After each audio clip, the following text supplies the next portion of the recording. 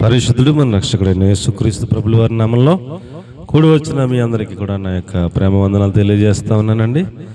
2025 సంవత్సరం నూతన సంవత్సర శుభాకాంక్షలు మీ అందరికీ తెలియజేస్తా ఉన్నాను. ఈ దినం మన ధ్యానం నిమిత్తము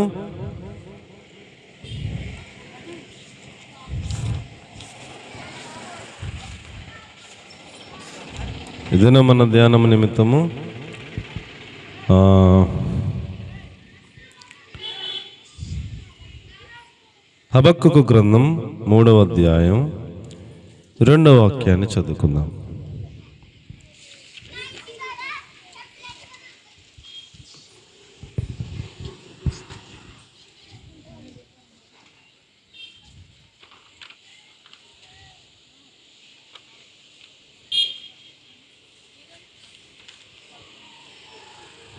హల్లెలూయా.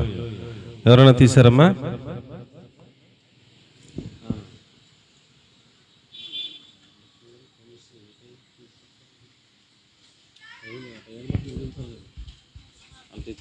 ముగించాలి. హల్లెలూయా.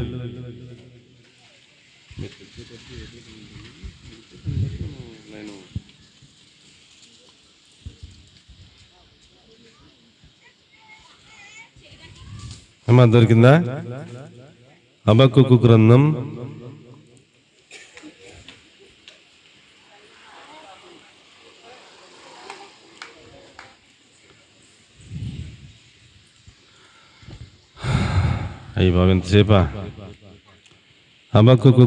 3వ అధ్యాయము 2వ వాక్యం. ఇంతమంది బయటలో ఉన్నారు, ఎవరో ఒకటి తీసి చదివేయాలా? ఎంతసేపా?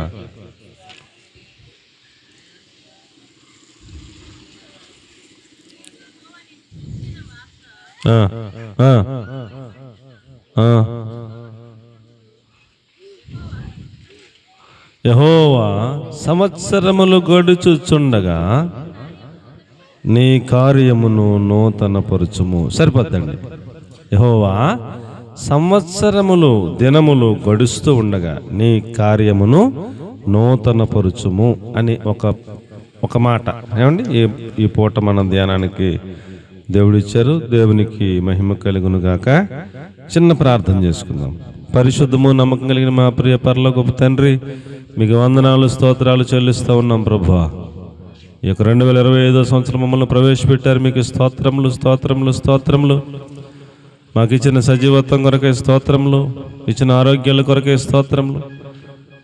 ఈ నూతన సంవత్సరం అనే దయాకిరీటాన్ని మాకు ఇచ్చినందుకే స్తోత్రములు.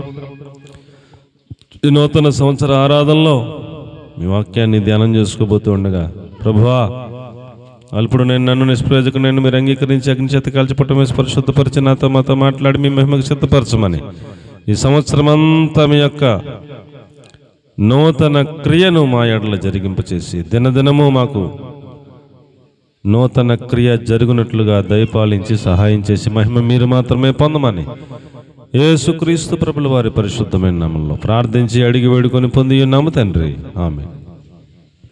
పిల్లలు, మనం చదువుకున్న వాక్య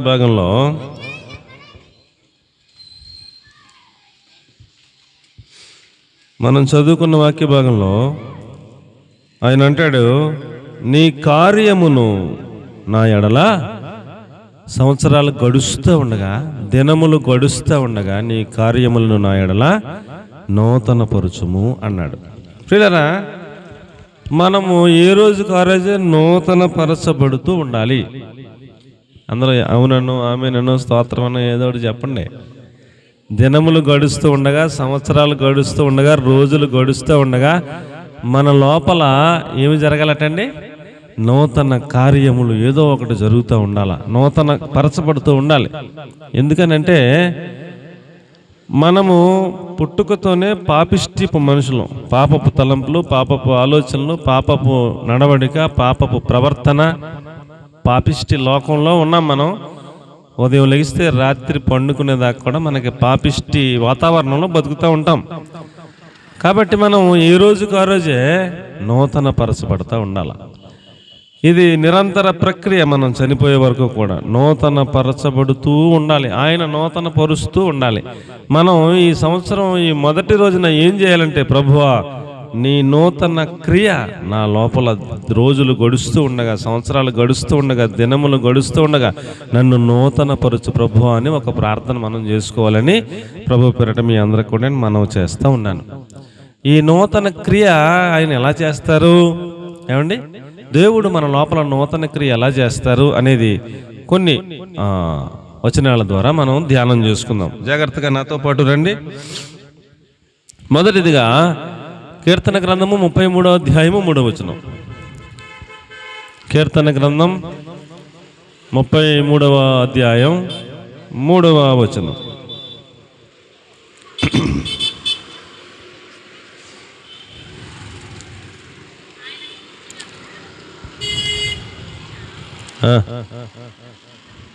నూతన కీర్తన పాడుడి. అందరూ చెప్పండి సరే అమ్మా. ఏం చేయాలంటే మనం ఏం చేయాలంటే చెప్పండి. నూతన కీర్తన ఆయనను గురించి పాడుడి అన్నాడు. ఏమండి అమ్మా? తీసారా? ఏంటి ఏమైంది? ఆయనను గురించి నూతన కీర్తన పాడండి అంటూ చెబుతున్నాడు భక్తుడు. అండి ఇప్పుడు మనం దేవునిని ఆరాధించేటువంటి బిడ్డలంగా ఎప్పటికప్పుడు నూతన కీర్తనను మనం పాడుతూ ఆయనను ఆరాధించే వాళ్ళంగా మనం ఎప్పటికప్పుడు నూతనత్వాన్ని మనం కోరుకోవాలి, ఆశపడాలి, నేర్చుకోవాలి. అండి మీకు ఒక మాట చెప్పాలని నేను ఆశపడుతూ ఉన్నాను. పరలోక రాజ్యంలో ఏమండి దూతలు ఉంటారు. ఎవరుంటారు చెప్పండి? దూతలు ఉంటారు. తర్వాత సెరూపులు ఉంటారు. తర్వాత కెరూబులు ఉంటారు. తర్వాత 24 పెద్దలు ఉంటారు. తర్వాత కోటాను కోట్ల భక్త గణములు ఉంటారు. అండి అక్కడ సాధారణంగా జరుగుతున్నటువంటి కార్యక్రమం ఏమిటనగా యెహోవా పరిశుద్ధుడు పరిశుద్ధుడు పరిశుద్ధుడు పరిశుద్ధుడు అంటూ ఏమండి 24 గంటలు దివారాత్రులు ఆయనను ఆరాధిస్తూ స్తుతిస్తూ స్తోత్రాలు చెబుతూ ఉంటారంట. వాళ్ళకి ఇవ్వబడిన ఒకే ఒక్క మాట ఏంటంట? పరిశుద్ధుడు పరిశుద్ధుడు పరిశుద్ధుడు పరిశుద్ధుడు. కానీ 24 గంటలు దేవునిని అలాగున ఆ దూతలందరూ ఆరాధన చేస్తూ ఉన్నా ఆయన మన వైపు చూస్తూ ఉన్నాడు. దేవునికి స్తోత్రం కలిగిన అంత ఆరాధన చేసే అంత దూతల సమూహం ఉన్నప్పటికీ 24 గంటలు ఆయన ఆరాధిస్తూ ఉన్నప్పటికీ ఆయన మన వైపు చూస్తూ ఉన్నారు, మన ఆరాధన కొరకు. మనం మనుషులం కాబట్టి ఏమండి ఏదైనా ఒక బాధలో నుంచి దేవుడు బయటికి మనల్ని తీసుకొస్తే ఆ ఆనందంతో ఒక కొత్త కీర్తన పాడమా?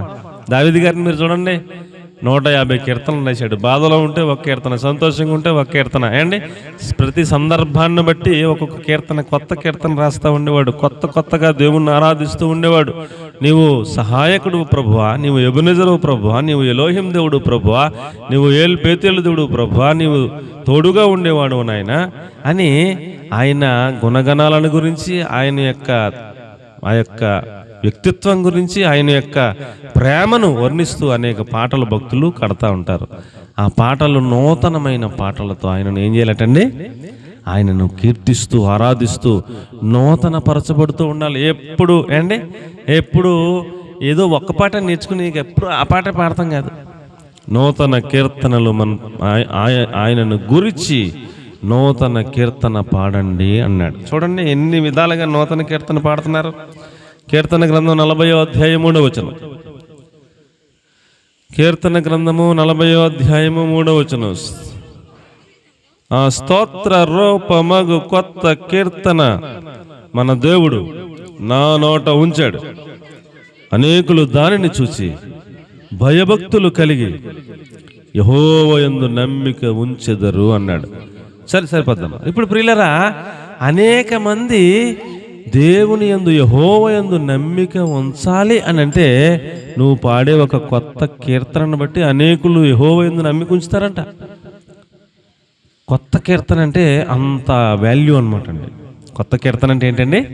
ఏదైనా ఒక పాట రిలీజ్ అయిందనుకోండి, ఎలా ఉంటుందండి? అందరూ ఆ పాటే చూస్తుంటారు, ఆ పాటే 1కి 10 సార్లు చూస్తారు, నేర్చుకుంటారు, ఆ పాటే పాడుతూ ఉంటారు. ఇలాగున ఏమండి కొత్త కీర్తన మంచి ఆత్మీయంగా ఉంటే మాత్రం ఏ మీటింగ్లు చూసినా ఆ పాటే పాడుతుంటారు కదా. ఎక్కడ ఎన్ని మీటింగ్లు పెట్టినా ఎక్కడ విన్నా ఆ పాట వినపడుతూ ఉంటుంది.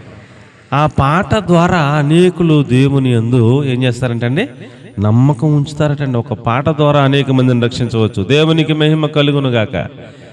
ఆత్మ సంబంధమైన పాటలు ఏమండి, ఏ పాటలు పడతా పాటలు కాదండి, సినిమా పాటలు ఏమండి, వ్యంగ్యంగా పాటలు అలాంటివి కాదు. ఆత్మ సంబంధమైన పాటలు, దేవుని పాటలు, అనుభవాల్లో నుంచి వచ్చే పాటలు అనేక మందిని ఏమండి రక్షిస్తాయి. అనేక మందిని యెహోవా యందు నమ్మిక ఉంచేటట్లుగా చేస్తాయి. శ్యామ్ జే వేదాల్ అనే ఆయన్ని ఒకసారి మనం తీసుకొచ్చాం క్రిస్మస్కి. ఇక్కడ ఆయన కష్టాల్లో, బాధల్లో, తన భార్య మంచం మీద ఉన్న పరిస్థితుల్లో, లేవలేని పరిస్థితుల్లో, ఆమె పని ఆమె చేసుకోలేని పరిస్థితుల్లో ఈయన సమస్తము పరిచర్య చేస్తూ ఉండి ఒక పాట రాశాడు. ఏమని? ఏమి ఉన్నా ఏమి లేకపోయినా నీ ఉంటే నాకు చాలు యేసయ్యా. నా భార్య చాలా పరిస్థితి క్రిటికల్గా ఉంది, లేవలేకపోతుంది, పరిచర్య అంతా నేను చేయాల్సి వస్తుంది, అన్నంగా నేను తినిపించాల్సి వస్తుంది. ఎంత నరకం ఎవరికి ఉండదో, కానీ ఎన్ని కష్టాలైనా ఎన్ని ఇబ్బందులైనా అన్నీ పోగొట్టుకున్నా నీ ఉంటే నాకు చాలు యేసయ్యా అనే పాట చాలా విలువైన పాట. ఆ కష్టాల నుంచి వచ్చింది. దేవునికి స్తోత్రం కలిగిన కానీ ఆ పాట పాడుతూ ఉండగా ఎంతమందికి ఆదరింపబడతారు, ఎంతమంది ఓదార్చబడతారు, ఎంతమంది ఆ పాట పాడుకుంటూ దేవుని యందు నమ్మకం ఉంచుతారు. ఎన్ని కష్టాలున్నా ఆయన ఉంటే చాలు అనే ఆ భావం ఒక వ్యక్తిని ఆయన వైపు నమ్మకంలోకి నడిపిస్తుందా ఏమండి? ఎంత బాగా రాశాడు ఆయన. బంధువులు ఉన్నా లేకపోయినా, ఆస్తి ఉన్నా లేకపోయినా, ఆరోగ్యం ఉన్నా లేకపోయినా, అన్ని క్షీణించిపోయినా నీ ఉంటే నాకు చాలు యేసయ్యా. నీ నీళ్ళ చాలు, నీ చూపు చాలు, నీ మాట చాలు, అసలు నువ్వు ఉంటే చాలు ప్రభు అని అద్భుతమైన గీతాన్ని రాశాడు. ఇలాగున నూతన కీర్తనలతో దేవుని ఏం చేయాలి చెప్పండి? ఆరాధించాలి, స్తుతించాలి. అలాంటి నూతన కీర్తనలను నేర్చుకోండి. అలాంటి నూతన కీర్తనలను పాడుతూ ఆయన నామాన్ని మహింపరచండి. అలాంటి నూతన కీర్తనల సంఘాల్లో పాడండి. సమయానికి రండి, పాటలు పాడి ప్రభువును మహింపరచండి. ఆ పాటల ద్వారా అనేక మంది యెహోవా యందు నమ్మిక ఉంచుతారు అన్నాడు. ఒక కొత్త కీర్తన ద్వారా ఏమండి అనేక మందిని దేవుని వైపుకి నడిపించవచ్చును. దగ్గరగా దేవునికి ఒక మంచి స్తోత్రం చెప్తారా? హల్లెలూయా. యేసన్న గారు సముద్రం దగ్గర బీచ్లో ఒక ప్రార్థన ఏర్పాటు చేశాడట. ఆ మైకులన్నీ పెట్టి పాట పాడుతూ ఉన్నాడట ఆయన. ఒక అతనుకున్న కష్టాల్లో, బాధల్లో సముద్రంలో దిగి చచ్చిపోదామని దిగుతున్నాడంట. ఒక అడుగు వేస్తున్నాడు. కాళ్ళు ములిగినాయి, నడుము ములిగింది ఏమండి. ఇంకా కాసేపు ఉంటే మొత్తం ములుగుదుడు, వెళ్ళిపోతాడు లోపలికి. ఎక్కడి నుంచో స్వరం వినపడతా ఉంది, పాట వినపడతా ఉంది. ఆ పాట అతడి హృదయానికి హత్తుకుంది. నీ కష్టాల్లో, నీ బాధల్లో నిన్ను ఆదరించి దేవుడు ఒక ఆయన ఉన్నాడు అని యేసన్న గారు పాడుతున్నాడంట పాట. ఆ పాట అతడి చెవులకు చేరగానే లోపలికి వెళ్ళేవాడు అలా నిలబడ్డాడు. కాసేపు నిలబడి ఆ స్వరం అలా వింటా ఉన్నాడు. 2 లైన్లు వినేసరికి ఈ స్వరం ఎక్కడి నుంచి వస్తుంది, అక్కడికి వెళ్ళాలనిపించిందంట అతనికి. అండి ఇక ఏం లేదు, చచ్చిపోతాం నిర్ణయం తీసుకునేవాడు, సగం లెక్క వెళ్ళిపోయినాడు. మళ్ళీ స్వరం ఎక్కడి నుంచి వస్తుందో విందాం అనిపించి వెనక్కి వచ్చి ఆ మాట ఎక్కడి నుంచి వినపడుతుంది అక్కడికి వెళ్తే అక్కడ మీటింగ్ జరుగుతుంది, అక్కడ కూర్చున్నాడు. ఆ పాటలో ఉన్న లైను, ఆ పదాల ద్వారా అతడు మారు మనసు పొందాడు. అతడు బాప్తిస్మం తీసుకున్నాడు. అతడు రక్షింపబడ్డాడు. మరణం నుంచి విడుదల పొందాడు. ఇన్ని కష్టాల్లో ఉన్న నన్ను కూడా దేవుడు విడిపిస్తాడా, కాపాడతాడంటే ఆయన ప్రార్థన అయ్యాక, నాన్న ఎన్ని కష్టాలన్నా విడిపిస్తాడు, నీ కష్టాల కోసం ఆయన చనిపోయాడని వాక్యం చెప్పి బలపరిచినప్పుడు అతడు మరణించాల్సిన వాడు బతికాడు ఒక పాట వలన. దేవునికి స్తోత్రం కలిగినగా. ఒక భక్తుడు స్వామి అయ్య గారు, మనం ఆయన్ని కూడా తీసుకొచ్చాం క్రిస్మస్కి. ఆయన తోటి ఇంకొక సహోదరుడు అర్ధరాత్రి 1 గంటకో 2 గంటలకో ఏదో ఒక ఏరియాలో అలా పడుకుంటే, నిద్రపోతుంటే ఈ పక్క సహోదరుడు లేపాడంట స్వామి గారిని. లేపి, అన్న పలానా ఏరియాకి వెళ్దాం అన్నాడు, పరిశుద్ధాత్మ దేవుడు అక్కడికి వెళ్ళమంటున్నాడు, సువార్త చెప్పమంటున్నాడు. అంటే టైం ఎంత అని చూస్తే అర్ధరాత్రి 1 గంట. 1 గంటకు సువార్త ఏంట్రా, నీ మతి ఉందా లేదా, ఏం మాట్లాడుతున్నావురా అంటే, లేదన్న పరిశుద్ధాత్మ దేవుడు చెప్తున్నాడు, 1 గంట లేదు 2 లేదు నడు అని చెప్పేసానంటే, ఏటీడు ఎలాగంటున్నాడు అని చెప్పి మొత్తం మీద అప్పుడే బయలుదేరి సైకిల్ వేసుకుని అక్కడికి వెళ్ళి ఈదులో డ్రమ్ కొట్టుకుని పాట పాడతా సువార్త చెప్తున్నారంట. 3 గంటలకి. ఎన్ని గంటలకండి? వాళ్ళు వచ్చి మొదలెట్టడికి 3 అయింది.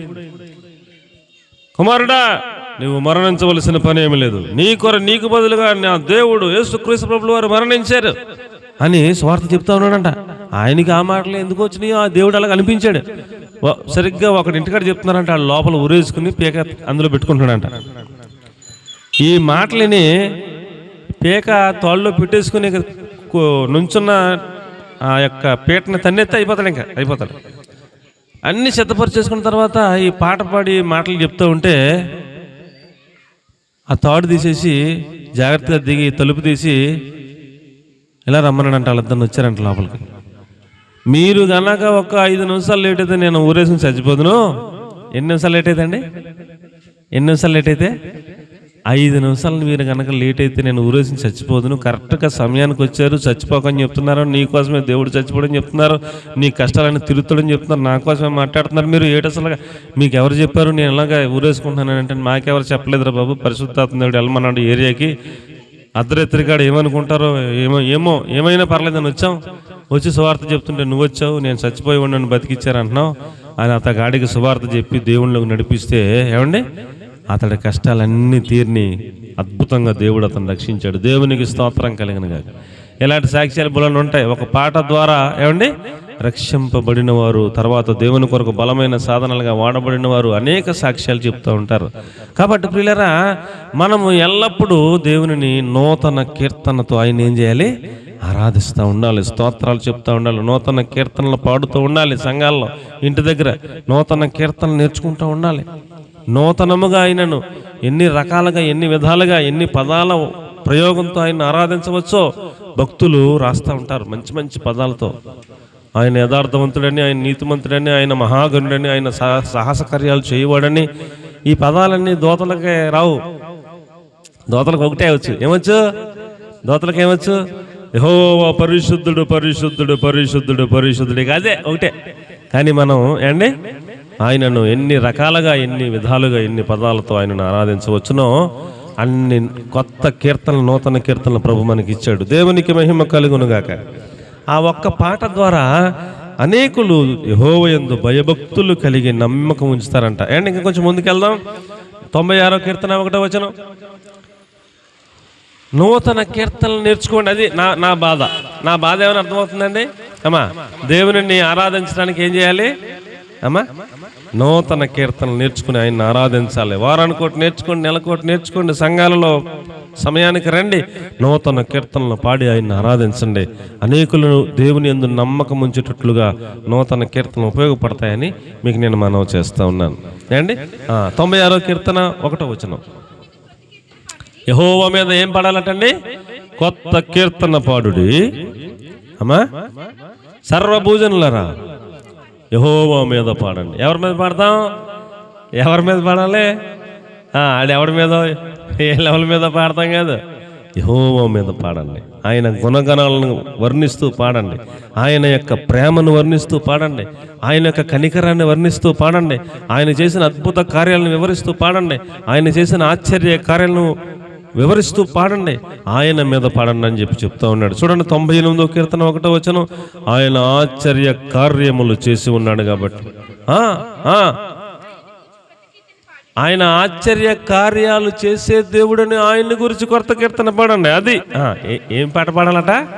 ఆయన ఆశ్చర్య కార్యములను బట్టి కొత్త కీర్తన పాడండి, ఆయన మీద కొత్త కీర్తన పాడండి, ఆయన యెహోవా మీద కొత్త కీర్తన పాడుతుండగా అనేకులు ఆయన యందు భయభక్తులు ఉంచి నమ్మకం ఉంచేటట్లుగా పాటలు పాడండి అని చెప్తున్నాడు. ఆర్భాటముతో, సంతోషంతో కీర్తనలు పాడమంటున్నాడు. చూడండి 144వ కీర్తన 9వ వచనం. కీర్తనలు పాడటమే కాదు నాన్న, 10 తంతుల సితారాతో కొత్త కీర్తన పాడతాను, 10 తంతుల సితారాతో నిన్ను కీర్తించేదను. చాలమ్మ చాలు. పాటలు పాడటమే కాదు, పాటలతో పాటు ఏముండాలటండి? ఒక్కొక్కళ్ళ దగ్గర చిన్న చిన్న కంజర్లు, ఒక్కొక్కళ్ళ దగ్గర ఏమండి డ్రమ్స్, ఒక్కొక్కళ్ళ దగ్గర వాయిద్యాలు, సితారాలు, కాంగో. ఏమండి మన దగ్గర ఇంకా అంత డెవలప్మెంట్ అవ్వలేదు. దేవుడు భవిష్యత్తులో ప్యాడ్స్, కీబోర్డ్ ఇవన్నీ కూడా వస్తాయి. ఏమండి ఇవన్నీ దేవుడు ఇవ్వాలి. 10 తంతుల సితారాతో ఆయనను ఏం చేయాలంటే అండి? కీర్తించండి, ఆరాధించండి అంటూ చెబుతున్నాడు. దేవునికి స్తోత్రం కలిగినగా. ఆరాధించడంలో వాయిద్యాలు కూడా ఉంటాయండి. ఏముంటాయండి? ఏముంటాయి చెప్పండి? వాయిద్యాలు కూడా ఉంటాయి. 10 తంతుల సితారాట అండి, మామూలు సితారా కాదు. 10 తంతులు అంటే ఒక సితారాకి స్ట్రింగ్స్ ఉంటాయి కదా, మీకు తెలుసా? స్ట్రింగ్స్ ఉంటాయి కదా గిటార్లు, స్ట్రింగ్స్ 10 ఉంటాయి అన్నమాట అండి. అందులో ఉంటాయి 3 ఉన్నది ఉంటుంది, 4 ఉన్నది ఉంటుంది, 5 ఉన్నది ఉంటుంది. ఆ స్ట్రింగ్స్ పెరిగే కొలది దాని యొక్క రేటు పెరుగుతూ ఉంటుంది అనమాట అండి. 2 ఉండేది ఉంటుంది, ఇలాగా 10 ఉంటాయి అనమాట అండి. అందులో 10 తంతుల సితారా, 10 రకాల ట్యూన్స్ వస్తాయి అనమాట అందులో. అంత టాప్లో ఆయనను ఆరాధన చేయండి, కొత్త కీర్తనలు పాడండి, 10 తంతుల సితారా వాయిస్తూ ఆయనను ఆరాధన చేయండి, గడప కమ్ముల పునాదులు కదిలిపోయేలాగా ఆయనను ఆరాధన చేయండి అంటారు అండి.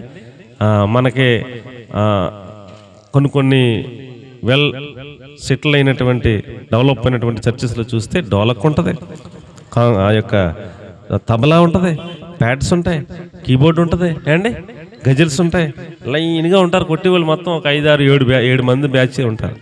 అందరూ వాయిస్తూ ఉంటే అతి మధురంగా ఏమండి పాటల్లో అద్భుతంగా ఆరాధనలో మునిగి తేలుతూ ఉంటే ఎంత బాగుంటుందో. రేపొద్దున పరలోకంలో ఇలాగే ఉంటుందా అనిపిస్తుంది అనమాట. అలాగున మనకి ఉన్న దాంట్లోనే 2 చిన్న చిన్న కంజీర్లు ఉన్నాయి. ఆ కాంగో కూడా బాగు చేస్తాం, అది కొంచెం రిపేర్ వచ్చింది. ఇవన్నీ వాయిస్తూ ఆయనను ఏం చేయాలంటే 10 తంతుల సితారాతో ఆయనను ఆరాధన చేయాలి అంటూ చెప్తూ ఉంటాడు. కొత్త కీర్తనలు పాడాలంట. ఎక్కడ పాడాలి? 149వ కీర్తన 1వ వచనం, యెహోవాను స్తుతించండి, యెహోవాకు కొత్త కీర్తన పాడండి, భక్తులు కూడుకునే సమాజములో. అంటే ఎక్కడ? మందిరం. భక్తులు కూడుకునే సమాజ మందిరంలో ఏం చేయాలంట? కొత్త కీర్తనలు పాడండి, ఆయనను స్తోత్ర గానము చేయండి, ఉత్సాహ గానం చేయండి, సంతోష కీర్తనలు పాడండి, ఆనంద కీర్తనలు పాడండి, నూతన గీతములు పాడండి అంటూ చెబుతా ఉన్నాడు. కొత్త సంవత్సరంలో ప్రియులారా మనకి దేవుడు ఇస్తున్నటువంటి ఒక ఉపదేశం ఏమిటట? అనేకులు రక్షింపబడినట్లుగా కొత్త కీర్తనలు పాడండి, నేర్చుకోండి. దేవునికి స్తోత్రం కలుగునుగాక. హల్లెలూయా. యెషయా గ్రంథము 42వ అధ్యాయము 10వ వాక్యాన్ని కనుక మనం చూస్తే, సముద్రములో ప్రయాణం చేస్తూ ఉండేవారు, సముద్ర ప్రయాణం చేయవారులరా, సముద్రములోని సమస్తం, చేపలు కావచ్చు, ఏదన్నా పదార్థం కావచ్చు, సముద్రంలోని సమస్తము ఏం చేయాలట? ద్వీపములారా. ఆ సముద్రాల మధ్యలో ఏముంటాయండి? ద్వీపములు ఉంటాయి. ద్వీపములారా, ద్వీపంలో ఉన్న నివాసులారా, యెహోవాకు ఏం చేయండి? కొత్త కీర్తన పాడండి. ఎక్కడికి వెళ్ళినా, సముద్రంలోకి వెళ్ళినా కొత్త కీర్తన అంటున్నారు, ద్వీపాలకు వెళ్ళినా కొత్త కీర్తన అంటున్నారు, మందిరంలో కొత్త కీర్తన అంటున్నారు. అనేకులు యెహోవా యందు నమ్మిక ఉంచునట్లుగా కొత్త కీర్తనలు పాడండి అని దేవుని వాక్యం ఘోషిస్తూ ఉందని, నూతనముగా మనము పాటలు పాడుటకు మనము సిద్ధపడాలని దేవుడు తెలియజేస్తున్నాడని మీకు నేను మనవి చేస్తా ఉన్నాను. ప్రకటన 5వ అధ్యాయం 10వ వాక్యం, 24 పెద్దలు ఉన్నారు, వాళ్ళందరూ కూడా కొత్త పాట పరలోక రాజ్యంలో పాడుతున్నారటండి. ఆ పెద్దలు, నీవు ఆ గ్రంథమును తీసుకొని దాని ముద్రను విప్పుటకు యోగ్యుడవు, నీవు వధింపబడిన వాడవై నీ రక్తం ఇచ్చి ప్రతి వంశంలోను, ఆయా భాషలు మాట్లాడేవారిలోను, ప్రతి ప్రజలోను, ప్రతి జనములోను దేవుని కొరకు మనుషులను కొని మా దేవునికి ఒక రాజ్యముగాను యాజకులుగాను చేసితివి గనుక వారు భూలోకమందు ఏలుదురని కొత్త పాట పాడుదురు. బిగ్గరగా దేవునికి ఒక స్తోత్రం కలుగునుగాక. హల్లెలూయా. ఈ భూమి మీద మాత్రమే కాదండి, సముద్రంలో మాత్రమే కాదండి, ద్వీపముల్లో మాత్రమే కాదండి, పరలోక రాజ్యంలో కూడా ఏం కీర్తన ఉంది చెప్పండి అమ్మా? కొత్త కీర్తన పాడటం అనేది ఉన్నదని మీకు నేను మనవి చేస్తా ఉన్నాను. గొర్రెపిల్ల కీర్తన ఒకటి ఉంటుంది పరలోక రాజ్యంలో, తర్వాత సెకండ్ మోషే కీర్తన ఉంటుంది, తర్వాత పెద్దలు కొత్త కీర్తన ఒకటి పాడతారని చెప్పేసి రాయబడతా ఉంది. కాబట్టి ప్రియులరా, ఈ నూతన సంవత్సరంలో మనము నూతన గీతముల ద్వారా దేవుని ఏం చేయాలి? ఆరాధన చేయాలి. ఏదో ఒకటి నూతనంగా ఉండటానికి ప్రయాసపడదాం. ఏండి అమ్మా, పాత బట్టలు వేసుకుంటారా? పాత బట్టలు వేసుకుంటారా? నూతన సంవత్సరం కొత్త బట్టలు వేసుకోవాలా కదా? కొత్త బట్టలు వేసుకోవాలా, కొత్తగా కనబడాలా, అన్నీ కొత్తయే, అన్నీ కొత్తయే, అంతా మ్యాచింగ్లు కూడా ఉండాలనుకుంటా. సిస్టమ్ అంతా కూడా ఏమి తేడా వస్తాకి లేదు. పైన కాదు కొత్త, ఎక్కడ ఉండాలి కొత్త? లోపల కొత్త అవ్వాలి, నూతనం అవ్వాలి, నూతన గీతములు పాడాలి అని దేవుని వాక్యం తెలియజేస్తూ ఉంది. ప్రకటన గ్రంథం 14వ అధ్యాయం 3వ వచనం చూస్తే 144,000 మంది స్త్రీ సాంగత్యము ఎరుగని వారు, పరిశుద్ధులుగా బ్రతికిన వారు కొంతమంది ఉన్నారు. వారు సింహాసనం ఎదుటను, ఆ 4 జీవుల ఎదుటను, ఆ పెద్దల ఎదుటను కొత్త కీర్తన పాడుచున్నారు. భూలోకము నుండి కొనబడిన ఆ 144,000 మంది వారెవరను ఆ కీర్తనను నేర్చుకున్న జాలరు. వారు స్త్రీ సాంగత్యము ఎరుగని వారు అంటాడు. దేవునికి స్తోత్రం కలిగిన గాక. కాబట్టి స్త్రీ సాంగత్యము అపవిత్రులు కానివారు, స్త్రీ సాంగత్యము ఎరుగని వారు ఉండి గొర్రెపిల్ల ఎక్కడికి పోవును అక్కడికెళ్ళా ఆయనను వెంబడిస్తూ ఉంటారు. దేవునికి మహిమ కలుగును గాక. హల్లెలూయా. దేవుడు ఎక్కడికి వెళ్తూ ఉంటే అక్కడికి వీళ్ళ కూడా ఆయనను వెంబడిస్తూ ఉంటారంట. అలాగున ఏమండి, వారు పరిశుద్ధులుగా ఉంటారంట, స్త్రీ సాంగత్యము ఎరగని వారుగా ఉంటారంట, అపవిత్రులు కానివారంట. అలాంటి వారు గొర్రెపిల్ల ఎక్కడికి వెళ్ళిపోతే అక్కడికి వెళ్ళిపోతారంట. వారి నోట కొత్త కీర్తన ఒకటి ఉందంట. కాబట్టి ప్రియులారా, ఈ నూతన సంవత్సరంలో దేవుడు మనకి ఇస్తున్నటువంటి ఆ ఒక్క ఉపదేశం ఏమిటనగా, ఆయనను కొత్త కీర్తనలతో మనం ఏం చేయాలి? ఆరాధన చేయటం నేర్చుకుందాం. రెండవ మాటలోకి మనం వెళదాం. ఏమండి, మొదటి మాట ఏమిటి చెప్పండి? కొత్త కీర్తనలు పాడుతూ అనేకులను మనం రక్షించడానికై ప్రయాసపడదాం ఈ నూతన సంవత్సరంలో. ఏమండి, నా మాటలు అర్థమవుతున్నాయి? మీకు ఏమన్నా అర్థమవుతున్నాయి? అర్థమవుతున్నాయి?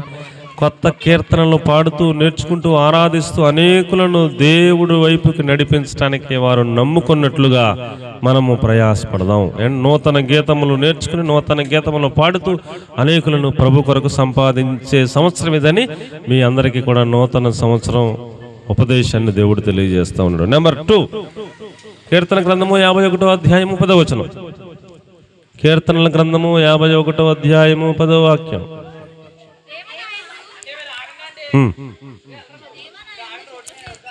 దేవా, నా యందు శుద్ధ హృదయము కలుగజేయము, నా అంతరంగంలో స్థిరమైన మనస్సును నూతనముగా పుట్టించుము. చాలండి అమ్మా, నా వైపు చూడండి.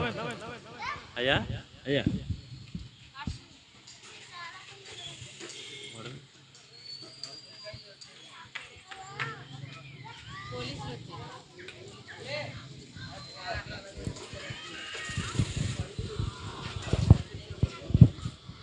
ప్రభువా, స్థిరమైన మనస్సును ఏం చేయాలటండి అమ్మా? స్థిరమైన మనస్సును నూతనముగా నాకు పుట్టించుము ప్రభువా అని దావీదు గారు ప్రార్థన చేస్తున్నాడు.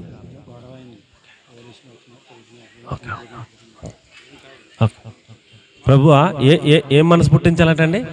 అమ్మా చెప్పండి, ఏం మనసు పుట్టించాలంట?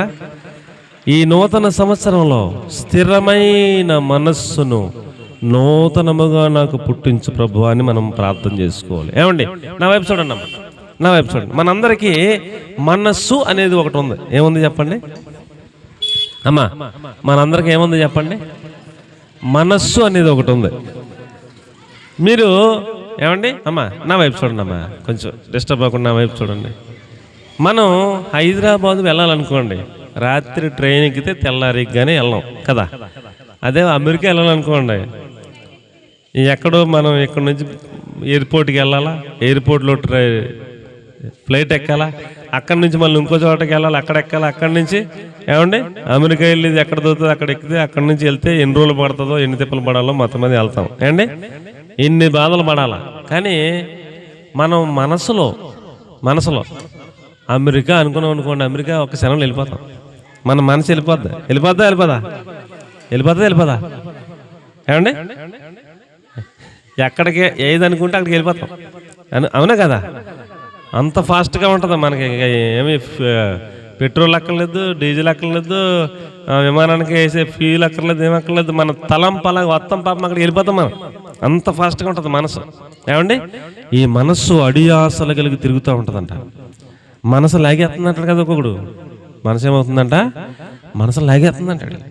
ఆ టయానికి అడిగి అది లేకపోతే లాగేస్తుంటుంది. అడిగి వెళ్ళిపోయి ఆ పెట్టేసుకోవాలి ధూమపానం లేకపోతే అడిగి మనసు లాగేస్తుంటుంది. ఒక్కొక్కడికి ఆ టైం అయ్యేటప్పటికి గ్లాసు లాగేస్తుంటుంది, తాగకపోతే అడిగి పేనం కుదరఉండదు, లాగేస్తుంటుంది మనసు. ఈ మనసు అలవాటు పడిపోయింది పాపానికి. మనసు ఏమైపోయిందండి? మనస్సు పాపానికి అలవాటు పడిపోయింది. ఒకడు అన్నాడంట, ఒక స్నేహితుడు, మంచి స్నేహితుడు అన్నాడంట, ఒరే నీకు ఏ క్లాస్ అయినా భార్యని ఇచ్చాడు కదరా దేవుడు, మంచి భార్య ఉంది కదరా, మళ్ళీ ఎటురా ఇంకొకరిని తగులుకున్నావు ఎటురా, నువ్వు ఇక్కడ కొత్త మనిషి అక్కడ పోతున్నావు ఎటురా, ఏం పోయే కాలం రా నీకు అని అంటే ఆడు అంటాడు. ఈడు చాలా కాలం మాట్లాడలేదంట. ఫ్రెండ్ ఒకరోజు చూశాడంట, చూస్తే ఆ అమ్మాయిని పగలు చూస్తే రాత్రులు కళ్ళకు వచ్చేలాగా ఉందంట, నల్లగా ముఖం డేంజర్గా ఉందంట ముఖం. వీడు చూసి బాధపడిపోయి, రే దేవుడు మంచి భార్యని ఇచ్చాడు కదరా, ఏ క్లాస్గా ఉంటుంది కదా నీ భార్య, ఏటు ఎలా తయారయ్యేంటారు నువ్వు అని అడిగితే ఆడు అంటాడంట, రే నువ్వేనన్నా చెప్పు, నేను మాత్రం ఈ విషయంలో రాజీ పడలేను, నేను మానరా అన్నాడంట. ఏంటిరా ఎందుకురా నువ్వు అలాగా ఇదయ్యావంటే, నా కళ్ళుతో చూడు అని అంటాడు. ఇప్పుడు ఆడు ఎలా చూడాలంట? వీడు కళ్ళతో చూడాలంట. అలాగా కొంతమందికి మనసు రకరకాలుగా ఇరుక్కుపోతూ ఉంటుంది, మనసు లాగేస్తుంటుంది అడిగి. ఈ మనస్సు పాపానికి అలవాటు పడిపోయింది. ఏమైపోయిందండి? మనసు దేనికి అయిపోయిందండి? పాపానికి అలవాటు పడిపోయింది. ప్రార్థనకు వస్తానే ఉంటారా, పాటలు పాడుతూనే ఉంటారా, పరిశుద్ధులుగా తెల్ల వస్త్రాలు వేసుకుంటారా. నాకు తెలిసి అవ్వదు, 7 గంటల నుంచో 9 గంటల దాకా మధ్యలో ఏవో వస్తాయంట సీరియల్లో, ఏవో పేర్లు కూడా చెప్తున్నారు ఆ టైర్కి మాత్రం భర్త వచ్చినా సరే పట్టించుకోరు, అన్నం పెట్టాలని పట్టించుకోరు, నీళ్లు కాలుకి ఇవ్వాలని పట్టించుకోరు. ఎక్కడి నుంచి వచ్చాడు పాపం కానీ మంచిలు ఇద్దాం అనుకోరు. ఒకవేళ పొరపాటుని కేకైతే తీసుకో మంచిలు అక్కడ ఉన్నాయి, వెళ్ళు ఒక టీ ఎట్టుకో, ఇక్కడ మిస్ అయిపోద్ది అన్నట్టుగా అంత సీరియస్గా అందులో లీనమైపోతుంటారు. వీళ్ళ మనసు అక్కడ ఇరికిపోయింది. మనసు పాపానికి అలవాటు పడిపోయిందండి. అది విషయం. మనసు దేనికి అలవాటు పడిపోయింది చెప్పండి అమ్మా? మనసు పాపానికే అలవాటు పడిపోయింది. కొత్త సంవత్సరం ప్రభువా, కొత్త సంవత్సరంలో నేను పరిశుద్ధంగా ఉండాలి ప్రభువా, నీతిమంతురాలుగా ఉండాలి ప్రభువా, యథార్థంగా ఉండాలి ప్రభువా, నీకోసం ప్రయాసపడాలని తీర్మానం చేసుకుంటాను ప్రభువా, ఒక్క ఆదివారం కూడా మానకుండా రావాలని తీర్మానం చేసుకుంటాను ప్రభువా, ఈ సంవత్సరంలో నీ కొరకు అనేక ఆత్మలను రక్షించాలని నేను తీర్మానం చేసుకుంటున్నాను ప్రభువా అని ఇన్ని తీర్మానాలు చేసేసుకుంటాం కదా. మళ్ళీ ఒక వారం పోయాక మనసు మామూలే, మనసు మామూలే, తీర్మానాలే, మనసు మళ్ళీ మామూలే. పాపానికి అలవాటు పడిపోయింది మనసు.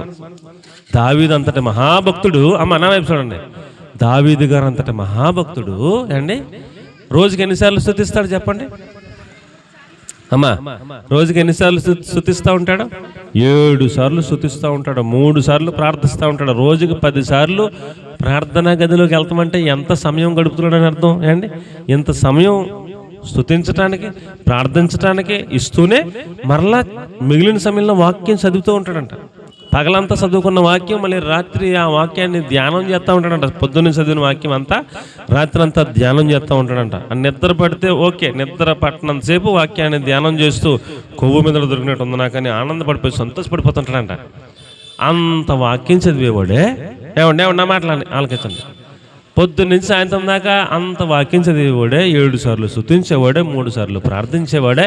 మనం పొద్దున్న లేకపోతే ఒక అధ్యాయం చదివితే చాలా ఫీల్ అయిపోతుంటాం, నేను ఒక అధ్యాయం చదివాని ఇవ్వాలి హల్లెలూయా అనుకుంటాం. మనం 2 అధ్యాయాలు చదివితే మళ్ళీ ఎవరు పట్టుకోలేడు. 10 అధ్యాయాలు చదివితే మాత్రం ఒక గంట దేవుడికి ఇస్తే ఇక మనంత సూపర్ ఎవడు ఉండడం. నేను 10 అధ్యాయాలు చదివాను, దేవునితో గంట గడిపాను, నాలాంటి భక్తుడు భూమి మీద ఎవడో ఉండడు అనుకుంటాం మనం, అంత ఫీల్ అయిపోతుంటాం. ఆయన దావీదు గారు ఎంత ఉదయం అంతా చదివిన వాక్యం అంతా రాత్రి మళ్ళీ ధ్యానం చేసేవాడంట. కొవ్వు మీద దొరికినట్టుగా నెమరు వేసుకునేవాడంట.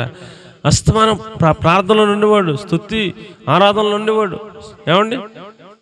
ప్రార్థన, స్తుతి, 7, 3, 10 మళ్ళీ వాక్య ధ్యానం. ఎంత సమయం దేవునికి ఇచ్చే అలాంటి వ్యక్తే అంటున్నాడు, నా మనస్సు పాపానికే అలవాటు పడిపోయింది ప్రభువా, ఈ మనస్సు తీసేసి నూతనముగా నాకు మనస్సు పెట్టు ప్రభువా అని ప్రార్థన చేస్తున్నాడు. మీరు గట్టిగా స్తోత్రం చెప్తలేదు. ఎలాంటి మనసు పెట్టాలంట? ఈ మనసు వద్దు ప్రభువా, ఈ మనసు లాగేస్తుంది. ఎంత ప్రార్థన చేసుకునేవాడిని నేనే. ఒక రోజున మిద్ది మీద తిరుగుతా కిందకి చూసి నేను చేయకుండా పని చేసేసాను ప్రభు. పాపానికి అలవాటు పడిపోయింది మనసు. ఎంత ప్రార్థనా పరునైనా పడిపోయాను. ఆత్మను పోగొట్టేసుకున్నాను, రక్షణానందాన్ని పోగొట్టేసుకున్నాను. ప్రభువా, నూతనముగా మరలా నాకు స్థిరమైన మనసు. ఏ మనసు చెప్పండి? అటు ఇటు అడియాసలకు తిరిగిలాడే మనసు కాదు. ఏదైనా చూసినా నిగ్రహించుకోగలిగిన మనసు. ఏమండి? ఇది చూడకూడదు అనుకుంటే చూడకుండా ఉండగలిగిన మనసు. నీ మనస్సును నీ కంట్రోల్లో పెట్టుకోగలిగినటువంటి కంట్రోలింగ్ కెపాసిటీ కలిగిన మనసు, స్థిరమైన మనసు నూతనంగా నాకు పుట్టించు ప్రభు అని గోల పెట్టేస్తున్నాడు, ఏడిచేస్తాడు. యేసుప్రభు అన్నాడు, సరే ఆ మనసు తీసేసి నూతనంగా స్థిరమైన మనసు ఇచ్చానులే, ఓకేనా అన్నాడు. అదే మీరు ఇంటికెళ్ళి చదువుకోండి, 51వ కీర్తన. లేదు ప్రభు అని ఇంకోటి అడుగుతున్నాడు, నా పాపాలన్నీ హిస్సోపుతో కడుగు ప్రభు. కడిగాలిరా, ఓకేనా వెళ్ళిపోనా అంటే అలా కాదు ప్రభు, హిమమ్మ కంటే తెల్లగా కడుగు ప్రభు. ఓకే కడిగానులే, వెళ్ళిపోనా అంటే లేదు ప్రభు అని పెద్ద లిస్ట్ చెప్పాడు. 51వ కీర్తన తీసారమ్మా? ఎవరన్నా 51వ కీర్తన తీసారా? చదువు పెట్టండి త్వరగా, లైన్గా వెళ్ళండి. కరుణించమంటాడు. ఆగండి కరుణించమన్నాడు దేవుడు. అన్నాడు కరుణించలేరా, వెళ్ళిపో. ఓకే అన్నాడు. ఓకే అంటే లేదు ప్రభు అని మళ్ళీ అంటున్నాడు. కరుణించమన్నాక ఇంకేమంటున్నాడు? తుడిచి వేయము అన్నాడు. తుడిచేసానులే అన్నాడు యేసు ప్రభు. అప్పుడు మళ్ళీ ఏమంటాడు? అలా కాదు ప్రభు, నన్ను బాగా కడుగు ప్రభు. బాగా కడిగానులే నాన్న అన్నాడు యేసు ప్రభు. తర్వాత ఏమంటాడు? నన్ను మళ్ళీ పవిత్రపరచు అంటాడు. పవిత్రపరచలేరా, ఇంకేట్రా అంటే ఇంకా అంటాడు, నా అతిక్రమం నాకు తెలిసిపోయాయి, నా పాపములన్నీ నా ఎదుట ఉన్నాయి, నీకు విరోధంగా నేను పాపం చేశాను. ఓకే,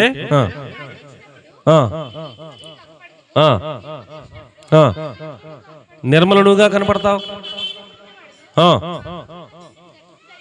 హిస్సోపుతో కడుగుము, లేకపోతే నన్ను హిమమ్మ కంటే తెల్లగా చేయము, స్థిరమైన మనసు పుట్టించుము. 10వ వచనం, శుద్ధ హృదయాన్ని కలగజేయము, స్థిరమైన మనసును కలగజేయము, నన్ను తోసేయొద్దు, తీసేయొద్దు. ఎన్ని అడుగుతున్నాడో మీరు ఇంటికి వెళ్ళి చదవండి. ఎన్ని అడుగుతాడో ఒకటి అడిగాక సర్లే నాన్న ఇచ్చానంటే అలా కాదు ప్రభావ, ఇంకోటి అడుగుతాడు, ఇంకోటి ఎన్ని అడుగుతాడు. ఏమండి? స్థిరమైన మనస్సును నూతనముగా పుట్టించు ప్రభు అని గోలపెట్టేస్తున్నాడు. ప్రియులారా, మనకి ఏం కావాలి సార్? మనకి ఏం కావాలి? చెప్పండి, ఏం కావాలి మనకి? నూతన గీతములు పాడి ఆయనను ఆరాధన చేసే మనసు కావాలి. చెప్పండి. ఫస్ట్ పాయింట్ ఏంటి? అనేకులు రక్షింపబడినట్లుగా నూతన గీతములు నేర్చుకుని పాడాలి. నెంబర్ 1. నెంబర్ 2 స్థిరమైన మనస్సు నూతనముగా పుట్టించబడాలి. స్థిరమైన మనస్సు అంటే ఒకవేళ ఏదైనా చూడరాని దృశ్యం చూసినా స్థిరంగా ఉండాలి మనసు, లాగకూడదు. మరి మనసు లాగేస్తుందండి, అందుకని తాగేసానండి ఈ మాటలు చెప్పకూడదు. ఈ సంవత్సరంలో 2025వ సంవత్సరంలో తాగే వ్యక్తి కూడా ప్రార్థన చేసుకుంటే అతడికి దేవుడు ఏమిస్తాడు? స్థిరమైన మనసు ఇస్తాడు. మరలా తాగుతాకి వెళ్ళడం. సిగరెట్లు ధూమపానం చేసి అలవాటు ఉన్నవారు కూడా ప్రార్థన చేసుకుంటే, స్థిరమైన మనసు నాకు ఈ ప్రభుని ప్రార్థన చేసుకుంటే మరలా దేవుడు అతడి మనస్సును స్థిరపరుస్తాడు, నూతన మనస్సునిస్తాడు. అతడు మరలా ధూమపానం దగ్గరికి పోవడం. ఇప్పుడు మనం ఏం చేయాలి? దావీదు గారు ప్రార్థన చేసుకున్నట్టు, ప్రభువా స్థిరమైన మనస్సు నూతనముగా నాలో పుట్టించుము ప్రభు అని ఒక ప్రార్థన చేసుకోవాలి. నా మాటలు అర్థమైన వాళ్ళందరూ దేవునికి స్తోత్రం చెప్పండి. నూతన కీర్తన అనేకులు రక్షణ పొందినట్లుగా మనము పాడి దేవుని కొరకు అనేక ఆత్మలను సంపాదించినట్లుగా ఈ సంవత్సరం అంతా నూతన గీతములను పాడదాం. రెండవది ఏంటండి? స్థిరమైన మనస్సును నూతనముగా పుట్టించమని ప్రార్థన చేసుకుందాం.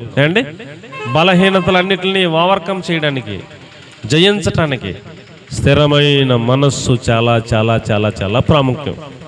మనస్సు గురించిన సబ్జెక్టులోకి వెళ్తే, ఒక పట్టణమును జయించిన వాడి కంటే తన మనస్సును జయించిన వాడే గొప్పోడని చెప్పి దేవుని వాక్యంలో రాయబడింది. ఎలాగంట చెప్పండి. ఎలాగంటండి? ఒక పట్టణం ఇలాగ ఉంది. ఆ పట్టణం మీదకి యుద్ధానికి వెళ్ళారు. ఇద్దరు వ్యక్తులు వెళ్ళారనుకోండి, నా వైపు చూడండి. ఇద్దరు వ్యక్తులు యుద్ధానికి వెళ్ళారు. అందులో ఒకడు అన్నాడు ఈ పట్టణాన్ని నేను ఒక్కడిని జయించేస్తానన్నాడు అండి.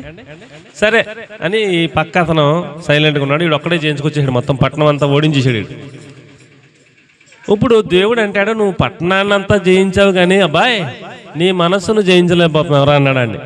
ఈ పక్కన ఉన్నవాడు మనస్సును జయించాడు అంటాడు ఏండి. తన మనస్సును తన స్వాధీనం ముందు ఉంచుకుంటాడంట అతను.